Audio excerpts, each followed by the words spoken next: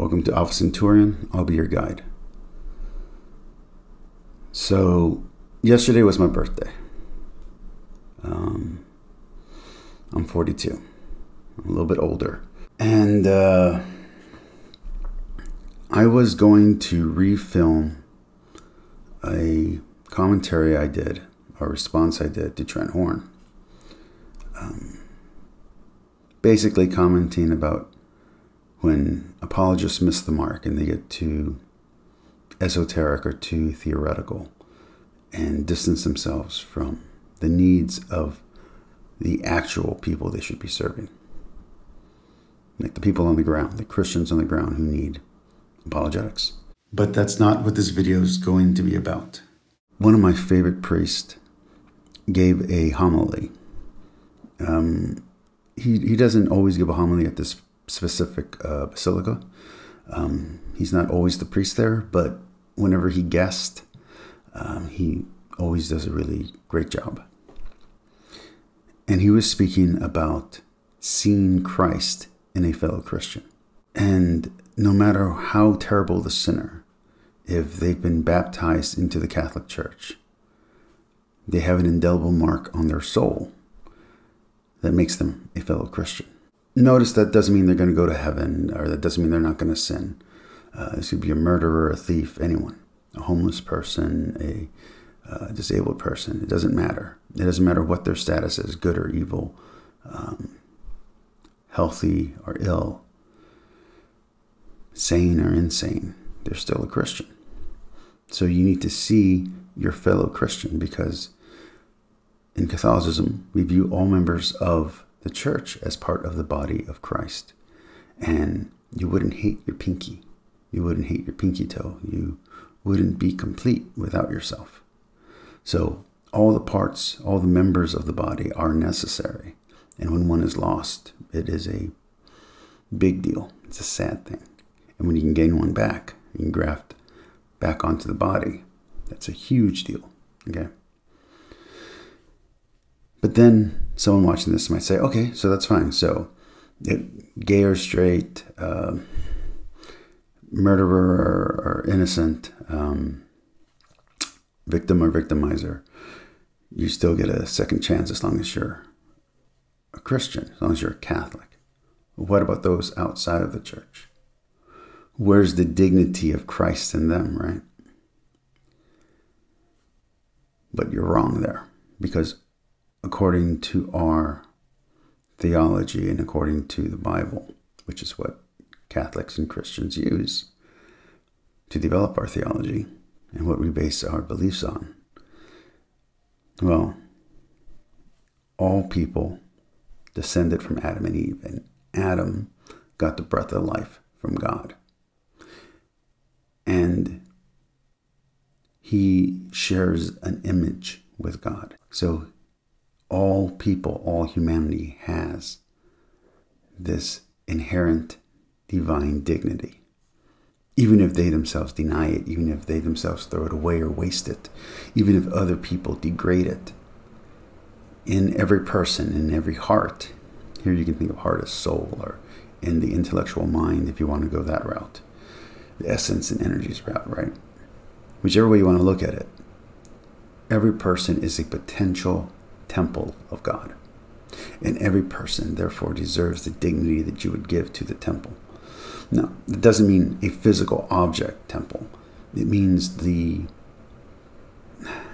metaphysical temple of Jerusalem, where the Holy of Holies was supposed to give you access to God. Well, in Christianity, the veil that separated the Holy of Holies from the rest of the world was torn open when Jesus died, or was torn asunder when Jesus died, which means that now all believers can have access. The freedom that Christianity promises is the freedom to worship God openly. That's the freedom that Christianity promises. What does that have to do with Trent Horn? What does that have to do with my birthday? Okay. So, me and my father have not always had a great relationship. He's a musician. He's a bit narcissistic. His is a very selfish love. And he now has dementia, and I now take care of him. And while I have no problem, as anyone who watches my channel knows, I have no problem sitting down with a sinner. I have no problem accepting a sinner to my table. I am sometimes a bit resentful, and I do sometimes still see the ills of the past, the mistakes my dad has made when he was in charge of my life. And now that I'm caring for him, and I'm making certain sacrifices that he didn't necessarily take for me, those become more obvious. I have a real problem with apologists, not so much Trent Horn, but he does do it when they defend the Crusades and the Inquisition. My problem is not that they're defending it. My problem is the way that they defend it. With Trent Horn, to zero in on him a little bit more, because it's clear that I like his stuff, so it doesn't sound as critical when I criticize him.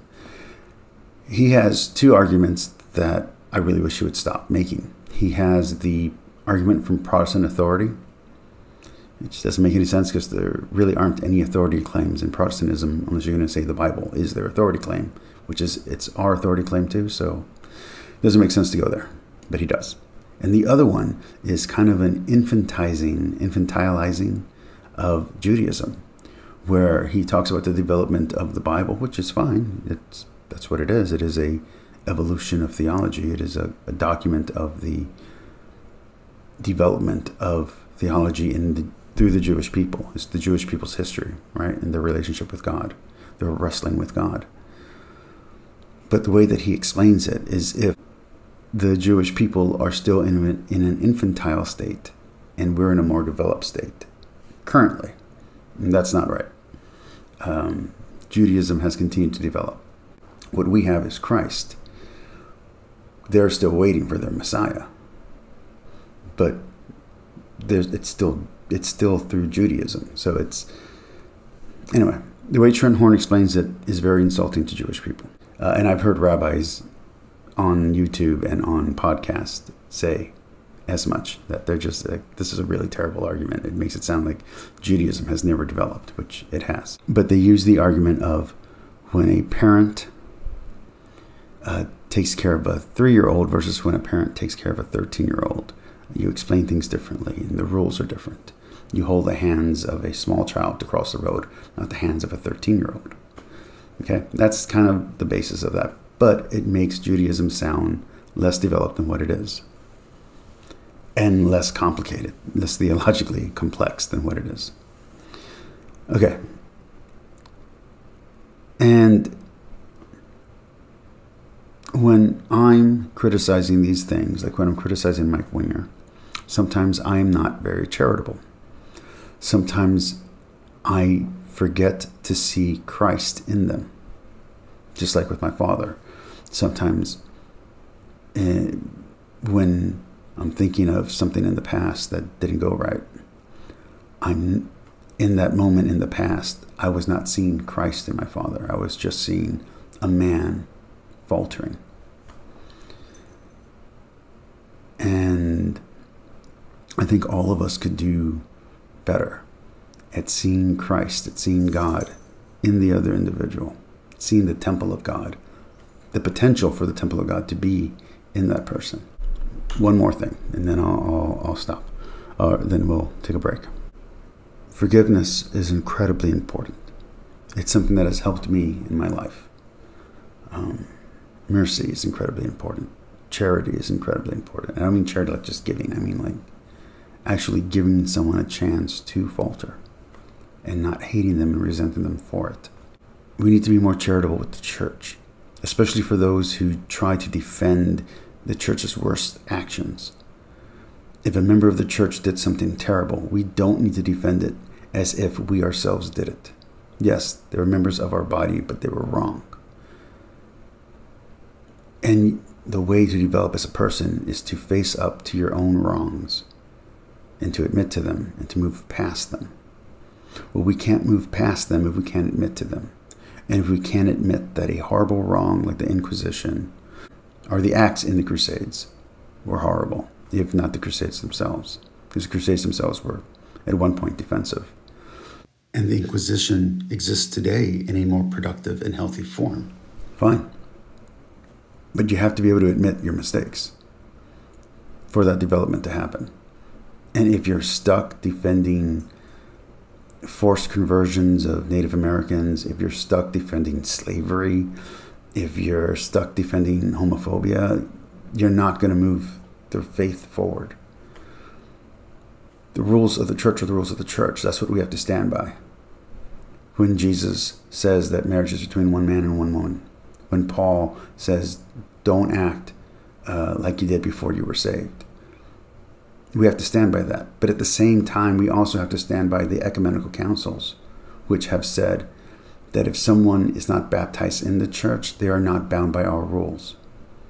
If someone's not circumcised into Judaism, they're not bound by the rules of Judaism.